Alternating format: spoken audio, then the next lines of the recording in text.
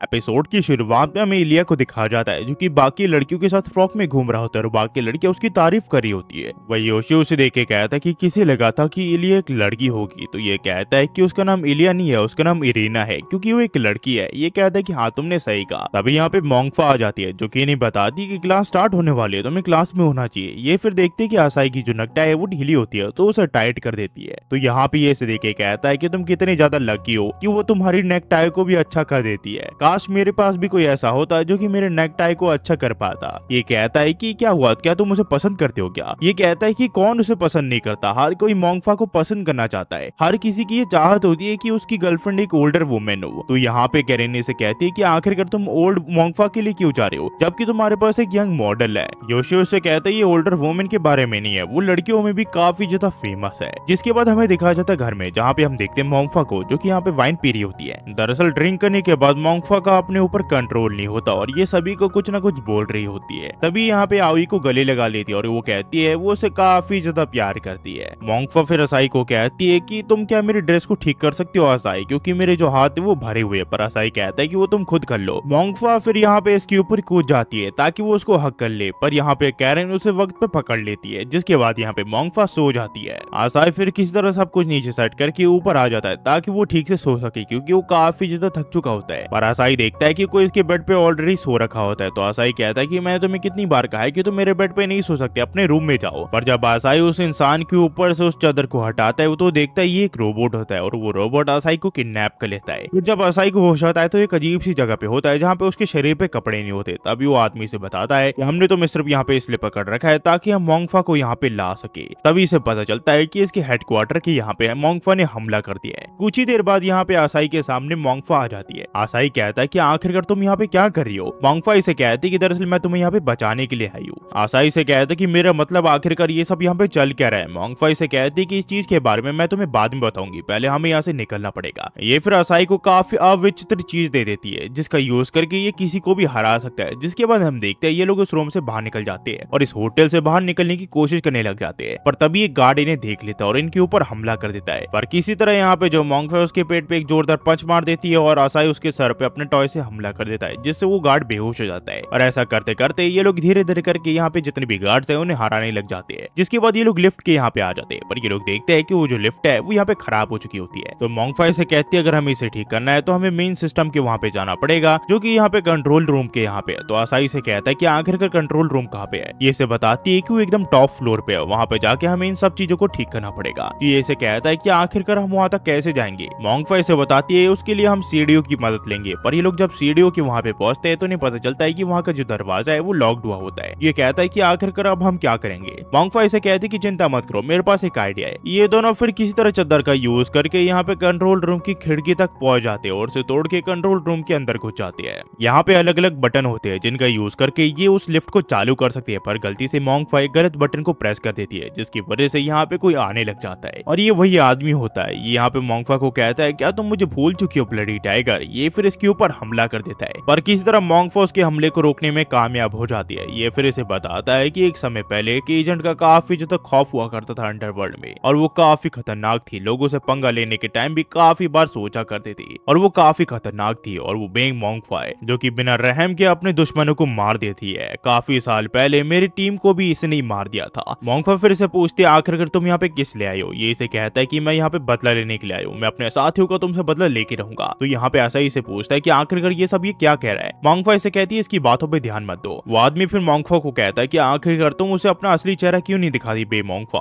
तभी यहाँ पे मोंगफा इसके ऊपर हमला कर देती है पर यह आदमी उसके हमले को डॉज करने में कामयाब हो जाता है। मोंगफा फिर असाई को कहती है कि यहाँ से भाग जाओ और वो उस आदमी के ऊपर हमला कर देती है पर यह आदमी ये किसी तरह से बेड पे पटक देता है। यह आदमी फिर से कहता है कि मेरे पास अब तुमने कोई चॉइस नहीं छोड़ी है। मोंगफा किसी तरह फिर इस आदमी को चकमा दे के दोबारा से इसके ऊपर हमला कर देती है पर यह आदमी इसे पकड़ लेता है। वो कहता है कि चाहे जो हो जाए मैं तुमसे आज अपना बदला लेके रहूंगा। तभी यहाँ पे मोंगफा असाई को कहती है कि जल्दी से उस स्विच को दबाओ और असाई ऐसे ही करता है जिस वजह से वो आदमी उस बेड की तरफ खींचने लग जाता है क्योंकि यहाँ पे मोंगफा ने अपने इनविजिबल तारों से उसे लपेट दिया होता है। ये दोनों फिर किसी तरह उस जगह से निकल जाते हैं जहाँ पे मोंगफा देखती है कि असाई को चोट लगी हुई होती है। तो यहाँ पे मोंगफा असाई के चोट को यहाँ पे पट्टी करने लग जाती है। मोंगफा फिर से कहती है कि मुझे माफ कर दो, ये सब मेरी गलती है। मैं पास्ट में जो मिशन कर चुकी हूँ उस वजह से मुझे ये सारी चीजें देखनी पड़ रही है। पहले मैं बिना सोचे समझे किसी चीज को भी डिस्ट्रॉय कर देती थी और ना ही अपने रिलेशनशिप को किसी के साथ बनाने की कोशिश किया करती थी, जिस वजह से मैंने एक दिन सोचा कि मुझे अपने ऑर्गेनाइजेशन को छोड़ देना चाहिए और मैंने ऐसे ही किया और मैंने अपने करंट वर्क को चुन लिया। और जो समय मैंने तुम्हारे साथ और बाकी लड़कियों के साथ बिताया है वो मेरे लिए काफी ज्यादा अनमोल है, मुझे वो काफी ज्यादा अच्छा लगा, पर आज वो सारी चीजें अब खत्म होने वाली है। पर चाहे जो हो जाए मैं तुम्हें यहाँ से सेफली निकाल के रहूंगी। जिसके बाद हम देखते हैं मोंगफा अपने एक नए ड्रेस में आ जाती है और ये लोग किसी तरह लिफ्ट से नीचे आ जाते हैं, पर यहाँ पे काफी सारे गार्ड होते हैं, पर यहाँ पे मोंगफा इनके ऊपर हमला कर देती है। ये फिर इन्हें कहती है कि अगर तुम लिफ्ट से नीचे जाके एक राइट हैंड साइड का रास्ता लोगे तो तुम वहां से निकल सकते हो। तो यहाँ पे आसाई से कहते हैं कि मैं तुम्हारी मदद करना चाहता हूँ, पर यहाँ पे मोंगफा इसके ऊपर गोली चलाते हुए कहती है कि यहाँ से चुपचाप चली जाओ। आसाई फिर यहाँ पे मोंगफा को छोड़ के यहाँ से जाने लग जाता है। वहीं पे हमें उस इंसान को दिखाया जाता है जो कि यहाँ पे मोंगफा के ऊपर हमला कर देता है और वो उसे पकड़ लेता है। यह आदमी मोंगफा से काफी ज्यादा ताकतवर होता है, पर तभी यहाँ पे आसाई उसके ऊपर एक सिलेंडर फेंक के मारता है और वो कहता है कि मोंगफा को छोड़ दो। मोंगफा इसे देख के इसे यहाँ से जाने के लिए कहती है, पर आसाई इसकी बात नहीं सुनता और वो इसके ऊपर हमला कर देता है, पर यह आदमी इसे यहाँ पे पटक देता है। पर यह आदमी देखता है कि यहाँ पे जो आसाई है उसने इसके ऊपर लोशन लगा दिया होता है और ये मौका देख के यहाँ पे जो मोंगफा है वो अपने इलेक्ट्रिक पावर्स का यूज करके इसके ऊपर हमला कर देती है, जिस वजह से ये आदमी यहाँ पे मारा जाता है। मोंगफा फिर आसाई से पूछती है तुम ठीक तो हो ना, कहीं तुम्हें चोट तो नहीं लगी? ये कहता है कि मैं बिल्कुल ठीक हूँ। जिसके बाद मोंगफा इससे पूछती है कि आखिरकार तुम घर क्यों नहीं गए, तुम यहाँ पे क्यों आए? ये इसे कहता है कि मैं तुम्हारे बिना घर नहीं जा सकता था, मुझे तुम्हारे पास से फर्क नहीं पड़ता, पर अभी के लिए तुम हमारे टीचर हो जिसे हम प्यार करते हैं और तुम हमारी फैमिली का एक पार्ट हो। मोंगफा फिर से शुक्रिया करते हुए इसे अपने बलून से गले लगा लेती है। फिर यहाँ पे आसाई कहता है कि चलो अब घर चलते हैं। हमें फिर कुछ समय बाद दिखाया जाता है जहाँ पे हम देखते हैं कैरन को, जो कि यहाँ पे काफी ज्यादा भूखी होती है, पर तभी वो ऐसा कुछ देखते हैं जिस वजह से यहाँ पे वो सभी लड़कियों को बुला लेती है। सब लोग इसे पूछते हैं आखिरकार तुमने क्या देखा? कैरन इसे कहती है कि उधर देखो, और ये लोग देखते हैं यहाँ पे जो आसाई है वो यहाँ पे मोंगफा के बलून के साथ चिपका हुआ होता है और ये दोनों यहाँ पे सो रहे होते हैं। तो यहाँ पे कैरन इन दोनों को यहाँ पे अलग होने के लिए कहती है, पर ये दोनों यहाँ पे सो रहे होते हैं और यहाँ से जो कहानी वो टू भी कंटिन्यू हो जाती है। अगर आप यहाँ तक देख रहे हो तो प्लीज लाइक, सब्सक्राइब और कमेंट करना मत भूलना। अगर आपको वीडियो पसंद आई तो, पसंद ना आए तो वो भी कह देना कमेंट में। और आ गए जल्दी सेकंड चैनल पे काफी सारी वीडियोस आने वाली है। फर्स्ट पे तो अपलोड हो रही है, सेकंड चैनल पे भी काफी सारी एक साथ एनिमीज आने वाली है, यानी कि मानवास। उसे एक बार चेक कर लेना, मैंने चैनल के जो लिंक है उसे डिस्क्रिप्शन में दे दिया, एक बार चेक करना मत भूलना, क्योंकि वहाँ पे भी हम बेहतरीन एक्सप्लेनेशन करते हैं। अगर आपको एक्सप्लेनेशन पसंद है तो प्लीज गाइस लाइक कर देना, सब्सक्राइब कर देना और कमेंट करना मत भूलना। जाते हुए इतना कहूंगा, thanks for watching. Next video मिलता है, होपफुली आप सब बढ़िया होंगे।